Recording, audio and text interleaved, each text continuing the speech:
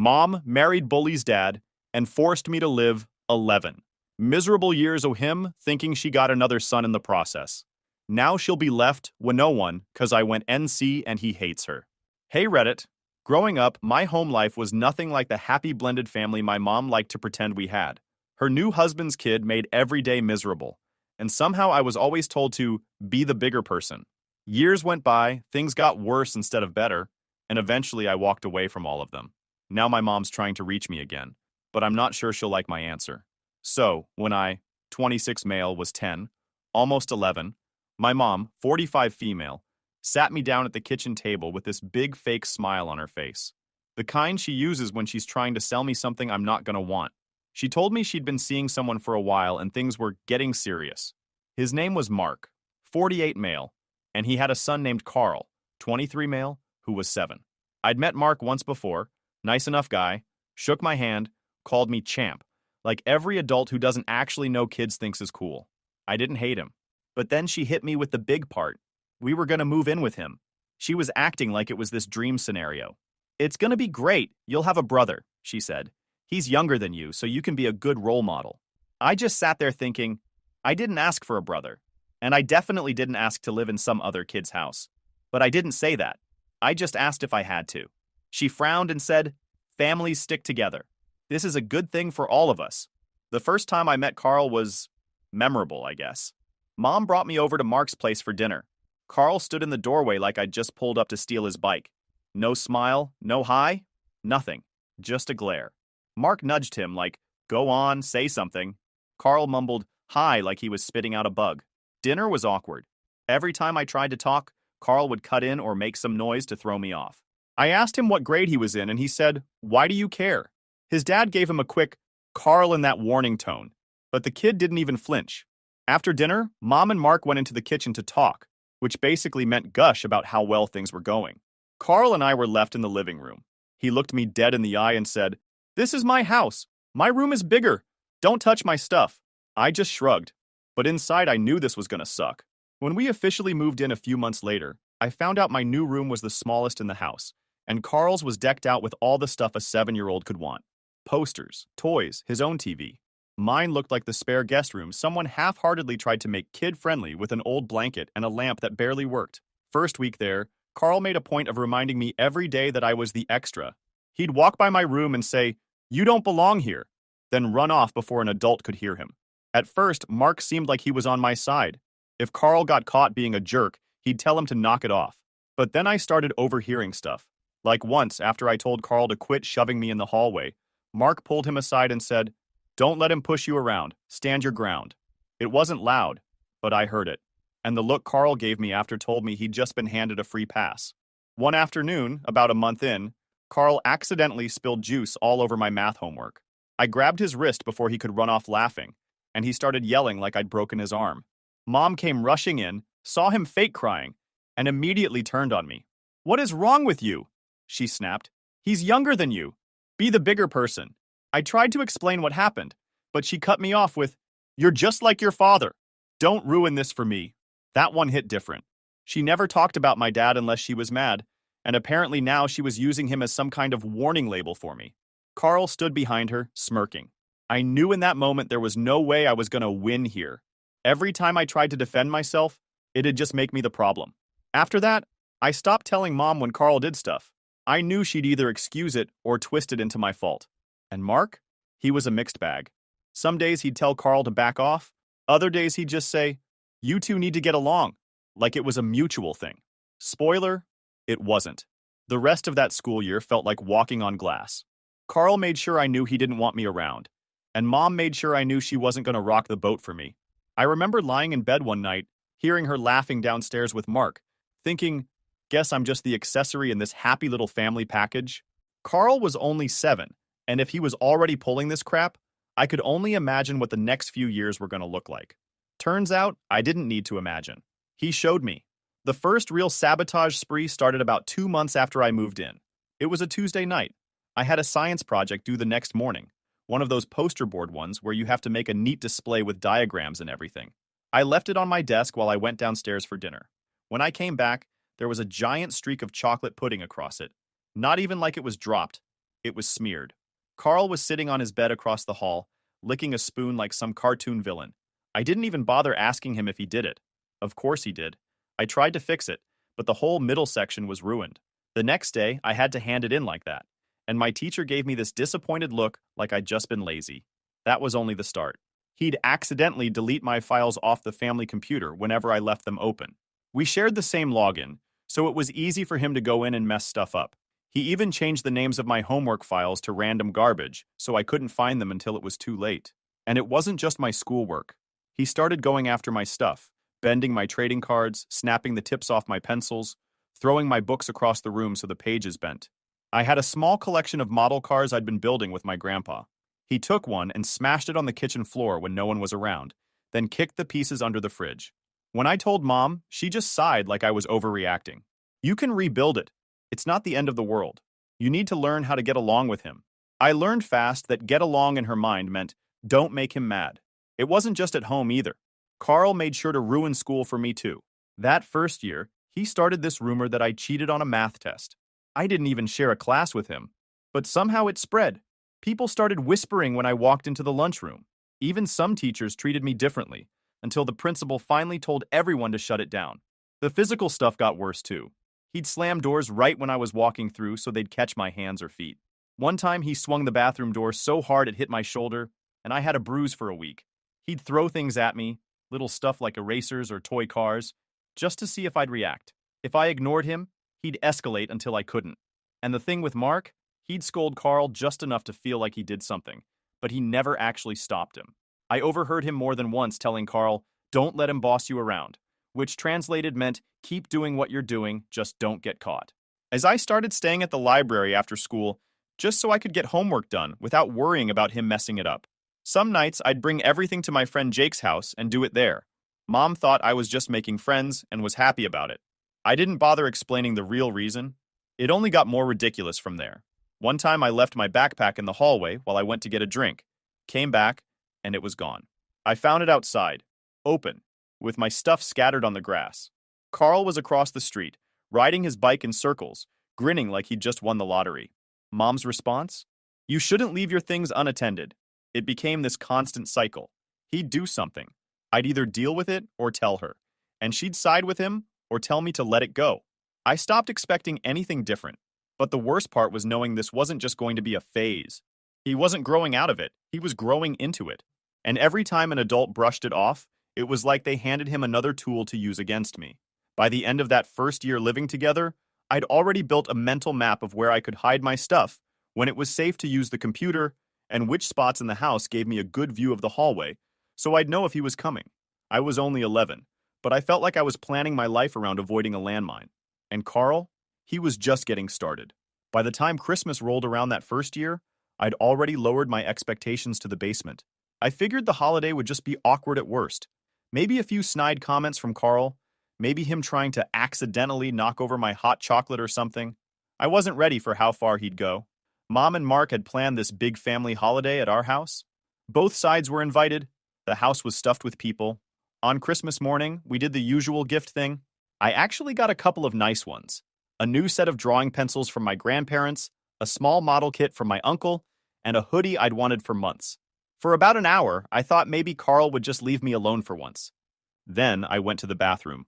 When I came back, my presents were gone from the couch where I'd left them. At first, I thought maybe Mom moved them. Then I saw it. The smashed model kit box in the trash, my hoodie stuffed into the fireplace grate, and my pencil set scattered across the kitchen floor with half the tips broken. Carl was standing there with two of his cousins, trying not to laugh. I just stared at him, and he gave me this little shrug like, "What are you going to do about it?" I lost it. I walked over and started picking up the pencils, and I told him he was pathetic. That's all I said. Pathetic. But of course, he immediately started yelling that I was attacking him. Mark came in, asked what was going on, and before I could explain, Carl's crocodile tears kicked in. Mom swooped in like she was rescuing a baby bird. "What did you do to him?" she demanded, like it was already decided I was guilty. "He destroyed my stuff," I said, holding up the pencil set like proof. She just crossed her arms. "You need to let these little things go. This is Christmas. I don't want any drama." I told her it wasn't little to me. That's when she hit me with it. Not the exact same as before, but close enough to make my stomach drop. You're starting to sound just like your father used to. Don't mess this up for me. Right there. In front of everyone, she told me that again. My face went hot, not even from embarrassment, but from how blatant she was about it. She wasn't even trying to hide that her priority was keeping this picture-perfect family image. And Mark? He didn't say a word. Just rubbed the back of his neck and looked away like if he didn't see it, it wasn't his problem. The rest of the day was worse. At Mark's parents' house later, Carl made sure to whisper stuff to his cousins about me. By the time lunch was served, I noticed I was the only kid sitting alone at the end of the table. The ones who normally talked to me were giving me these awkward side eyes, and when I asked one of them why, she just muttered, "Carl said you're mean." I caught Carl watching from across the table, grinning like he'd just pulled off the prank of the century. It wasn't just the kids either. One of Mark's sisters made a comment while passing me the bread. "You know, you could try being a bit friendlier. Carl says you keep to yourself a lot." Like I was the weird one for not enjoying being treated like garbage. By the time we got home, I was done talking to anyone. I went straight to my room and closed the door, only to come back later and find some of my old sketchbooks gone from the shelf. They weren't in the trash this time. I found them in a box by the garage door. "Why are my sketchbooks in here?" I asked Mom. "Oh, I'm making some space in your room," she said, barely looking up from her phone. "You don't use them anymore." "I use them all the time," I said, flipping one open to show the half-finished drawings. "Well, Carl needs somewhere to keep his Lego sets. You've got too much clutter anyway." That wasn't clutter. That was stuff I'd had since before we moved in. Stuff from before Carl was even in the picture. It hit me right then. She wasn't just letting him do whatever he wanted. She was actively helping. I started keeping my most important things in a backpack I took everywhere. Clothes, sketchbooks, anything I didn't want her organized or accidentally destroyed. The rest I knew was fair game for him. The audacity of it all wasn't even shocking anymore. It was just exhausting. If I spoke up, I was causing drama. If I stayed quiet, they took it as permission to keep going. And if I ever tried to defend myself, somehow I was the villain in the story. That Christmas was the turning point for me. It wasn't that I suddenly hated them. I'd been heading there for a while, but it was the first time I realized there was no winning. Mom wasn't going to back me up. Mark would only step in if it made him look like a good dad. And Carl? He'd just keep pushing because nobody was stopping him. They'd already made it clear. This wasn't my family. The problem was I was still stuck living with them. High school didn't magically make things better. If anything, it made Carl more creative with the crap he pulled. He was about 15 now, tall enough to actually match me in size, and quick to use that as some kind of intimidation card. I didn't scare easy, but it was a different kind of exhausting when you couldn't even walk down the hallway without wondering if someone was about to shoulder check you for fun. The accident happened during one of Mark's so-called family game nights. Carl had been smirking since we sat down, which meant he was cooking something. We were playing one of those games with a little spinner. When it was my turn to reach for it, Carl accidentally shoved the table. The board slid, my hand jerked forward, and my finger slammed straight into the corner of the table leg. I heard the crack before I felt it. Sharp, blinding pain shot up my arm. I dropped the spinner and grabbed my hand. "Watch where you're putting your hands," Carl said, deadpan, like I'd just been clumsy.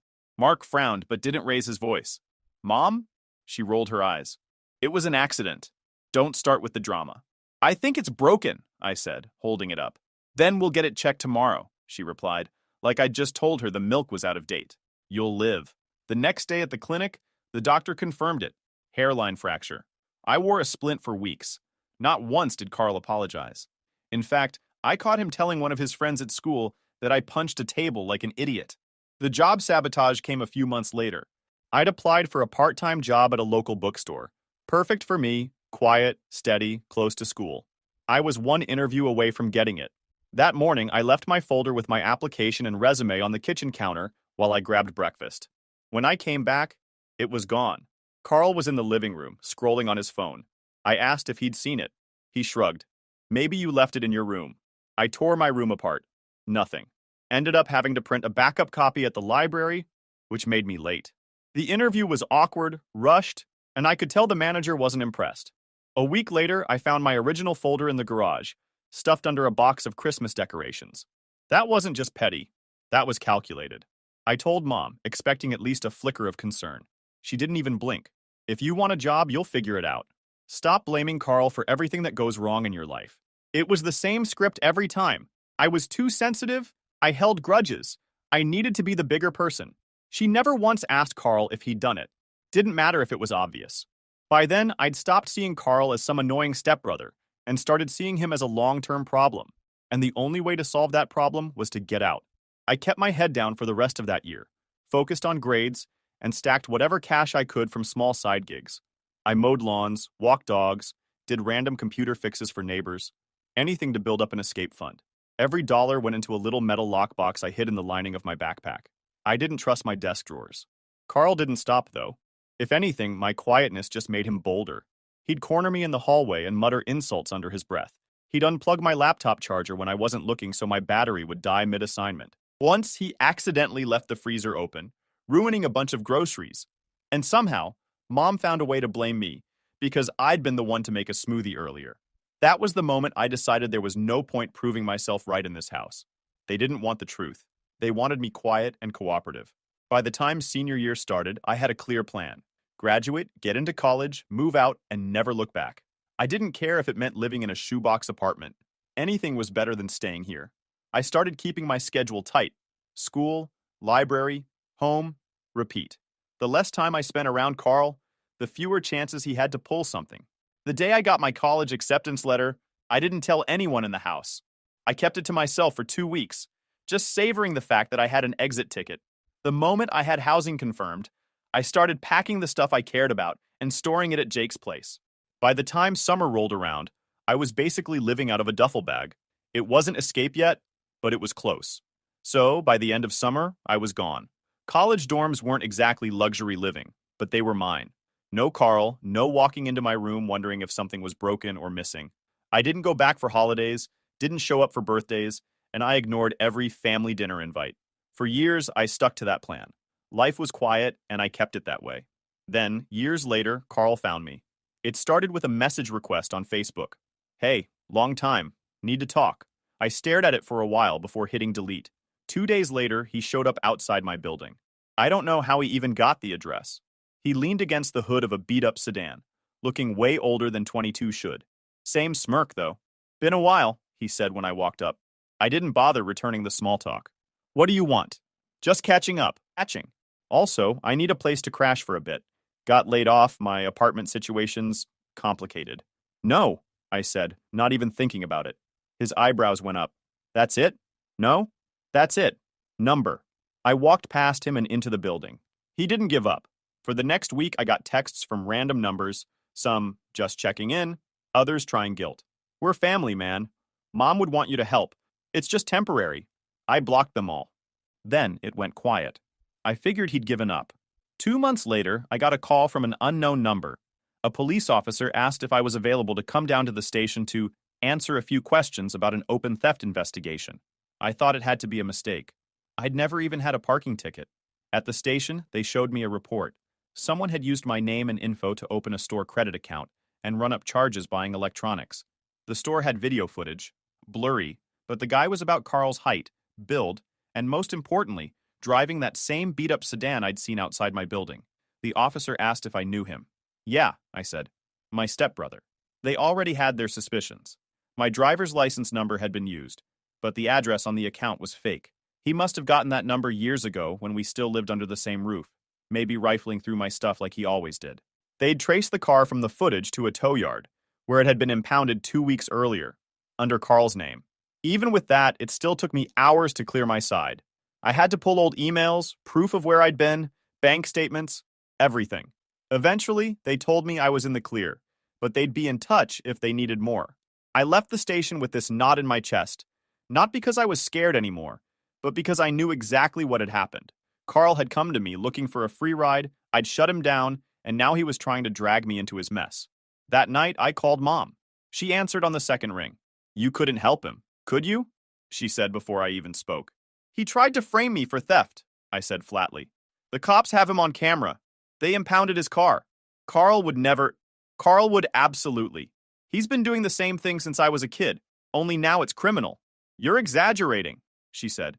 Even if he made a mistake, you should be the bigger person. He's family. I'm done being the bigger person, I told her. I'm done, period. You can't just cut people out forever. Watch me. I hung up.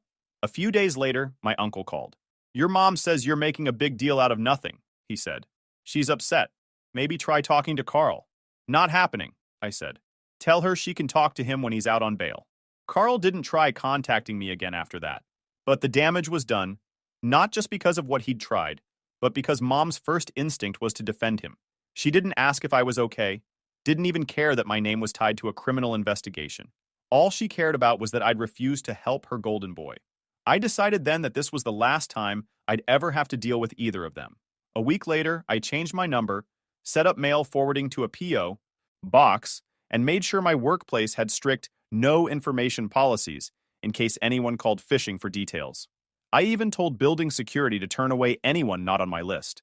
I didn't make some big announcement about cutting them off. I just stopped existing to them. No calls, no visits, no, let's just talk. I knew if I gave them even a crack in the door, they'd shove it open and drag me right back into their chaos. The last thing I heard about Carl came from a coworker who knew someone in the same tow yard that had impounded his car. Apparently, he'd been caught shoplifting from a hardware store and spent a couple weeks in county jail before getting probation. I didn't smile when I heard it, but I didn't feel bad either. This wasn't just about him anymore. It was about making sure the door stayed shut, permanently. It had been months since I'd last heard from either of them, and I intended to keep it that way. But one Saturday, my grandparents called asking if I could help move some boxes in their garage. No drama, no hidden agenda. At least, that's what I thought. I pulled up around noon, grabbed a dolly from the corner, and started stacking old storage bins. About 20 minutes in, I heard the crunch of tires on gravel. A white SUV rolled up the driveway. My stomach tightened when I saw Mom step out. Carl climbed out of the passenger side, sunglasses on, hands in his pockets like he was arriving at some VIP event. "Look who's here," Mom said, like she'd just spotted an old friend. "Didn't know this was a family reunion," I said, keeping my eyes on the dolly. "Oh, don't be dramatic. We just happened to be in the neighborhood." "Yeah, sure," I muttered, sliding another bin onto the stack. Carl wandered over, leaning against the garage door. "Still holding grudges, huh?" I didn't answer. "Guess some people can't grow up," he added, smirking. I kept moving boxes until he spoke again, louder this time. "You know, about that whole crime thing. Total misunderstanding. You really overreacted, man." That made me stop. I set the box down, turned to face him. "Misunderstanding? You used my name and my ID number to steal from a store." Carl shrugged. "Allegedly." Grandma came out from the kitchen, drying her hands. "What's going on out here?" "Nothing," Mom said quickly. "Just catching up." "Not nothing," I said, raising my voice so she couldn't smooth it over. "Your son tried to pin a theft on me, and you defended him. Just like you've defended him every time he's done something." Mom's face tightened. "This isn't the place." "No, this is exactly the place," I pointed at Carl. "Christmas gifts? Smashed? Science projects? Ruined? Fake rumors at school? That was him. My job application for the bookstore? He hid it in the garage so I'd miss the interview. The accidental broken finger during game night? Yeah, not so accidental. And then, when all else failed, he tried to make me look like a criminal." Carl laughed under his breath. "Man, you keep a list?" "I keep proof," I said, pulling a small folder from my backpack. I'd brought it for something else, but it worked perfectly now. I opened it and held up the printed screenshots from the police report, the impound record with his name, the still frame from the store camera showing his car. "Recognize this? That's your car. That's your name. And this is the only reason I'm not sitting in a holding cell right now." Grandpa stepped closer to look. Grandma's eyes narrowed at Carl. "Is this true?" she asked. Carl's smirk faltered for half a second before he recovered. "That's not the whole story. It's the only story that matters," I said. Mom stepped forward, grabbing my arm. "You're trying to embarrass me in front of my parents?" "No, I'm making sure everyone knows what you've been covering up for over a decade," I shot back. "You're acting just like your father," she snapped. "Always looking for a fight, always playing the victim. And you're acting just like you always have, putting your image above your own kid." The silence after that was sharp. Grandpa looked between us, but no one moved. Carl finally broke it with a low chuckle. "Man, you really haven't changed." "Neither have you," I said. "Which is why this is it. I'm done. I don't want calls, I don't want visits, and if I see either of you at the store, I'll turn the other way. You're blocked. Permanently." Mom's face went red. "You can't just cut us out." "Watch me." I grabbed my keys from the workbench and walked past them. Grandma called after me, but I kept going. I could feel Mom's glare on my back, and Carl's smirk was burned into the side of my vision. But I didn't turn around. As I got into my car, I heard Mom's voice crack into that high-pitched tone she used when she was losing control. "You're ruining this family!" From the driver's seat, I called back, "It was already ruined. I'm just not living in it anymore." Then I shut the door and pulled out of the driveway. Later that night, my phone buzzed with a text from my uncle. "Heard you had a showdown at Grandma's. On the ride home, Carl blew up at your mom. Guess getting called out in front of our grandparents bruised his ego. And maybe he realized she couldn't shield him anymore. Said he's done with her too." I didn't reply. I didn't need to. 2 days after the showdown at my grandparents' house, I got a call from Grandma. "I told your grandfather everything," she said. "He wants to have a family dinner. Just you and your mom. No Carl." "I'm already done with her," I said. "This is different," Grandma replied. "Your grandfather insists. Says it's important." I didn't like it, but I respected Grandpa enough to show up. He wasn't the type to drag me into drama unless there was a reason. The dinner was at their place, just the three of us. The second I walked in, I could feel the tension. Mom sat at the table acting like she'd just been caught speeding, trying to look calm but clearly nervous. Grandpa was at the head of the table, leaning on his cane, eyes sharp. "Before we eat," he said, "I want to ask you something directly. Everything your grandmother told me, about the smashed belongings, the broken finger, the job sabotage, the framing, is it true?" Mom forced a laugh. "Dad, you can't believe all of that. He's always been dramatic. Answer the question," Grandpa cut in. His voice was low, but it had that weight that made people sit up straighter. She glanced at me, then back at him. "Some of it's exaggerated. He's always misunderstood Carl's—" "Stop." Grandpa didn't raise his voice, but the air in the room shifted. "I've been a father a long time, and I know the difference between a kid causing trouble and a mother enabling abuse. You didn't protect him. You told him to be the bigger person while letting that boy tear him down for over a decade. And now, as adults, Carl tries to commit a crime in his name, and you defend him? Unacceptable." Mom's jaw tightened. "It's more complicated than—" "No," Grandpa said, leaning forward. "It's simple. You failed as a mother." She sat back, lips pressed into a thin line. "I've made my decision," Grandpa continued. "I'm removing you from my will. Your share will go to him." He gestured toward me. "You've shown you can't be trusted to put family first," but he has. Even after everything, he's worked hard, stayed out of trouble, and built a life without your help. That's the kind of person I want carrying on what we've built." The room went dead quiet. Mom's face went pale. "You can't be serious." "I'm completely serious," he said. "I won't reward selfishness and abuse." She turned to me like I was supposed to protest. I didn't. I just stared back at her. Grandpa pushed his chair back and stood. "Dinner's in the kitchen. Eat if you want, leave if you want. But as far as I'm concerned, this conversation is over." I didn't touch the food. I got up, thanked him for being honest, and walked out without saying a word to her. As far as I was concerned, she'd finally been forced to hear the truth, and I didn't have to be there for the fallout. That night, I cut her off for good. No more drawn-out arguments, no more second chances. She could over what Grandpa said, she could cry about the will, she could try to spin it any way she wanted. And she did try. Over the next few weeks, I started getting random calls from numbers I didn't recognize. Some were wrong numbers, but the pauses before the voice spoke told me she was sitting there, listening to me say hello, deciding whether to talk or hang up. Then came the messages through other people. My uncle, a couple cousins, even one of Mark's sisters. "She just wants to talk," they'd say. "She's sorry. She's not the same person anymore." But I knew exactly who she was. She'd been the same person since the day we moved into that house, and the only reason she was trying now was because her golden boy had cut her off too. I'd already heard from Grandma that Carl barely speaks to her these days. Their relationship fractured after that blow-up in the car. Without him, without me, without Mark's family backing her like they used to, she was left with nobody who'd play into her version of reality. Grandma told me she spends most of her time at home, not getting invited to things as much. Mark works long hours and mostly keeps his head down. He's never confronted me about any of it, but he hasn't exactly stood up for her either. Just stays neutral, like if he ignores it long enough, it'll vanish. Carl keeps his distance, and her own parents aren't taking her side anymore. The woman who once paraded her perfect blended family to anyone who'd listen was now sitting in a half-empty house, surrounded by the consequences she swore would never touch her. Every time someone tried to mediate, I shut it down the same way. "I'm done. She made her choice years ago. I didn't hate her. Hate takes too much energy. I just wasn't going to sit in a room with her so she could half apologize, shift the blame, and try to rewrite history. I wasn't going to let her into my future so she could drag old wounds into new places.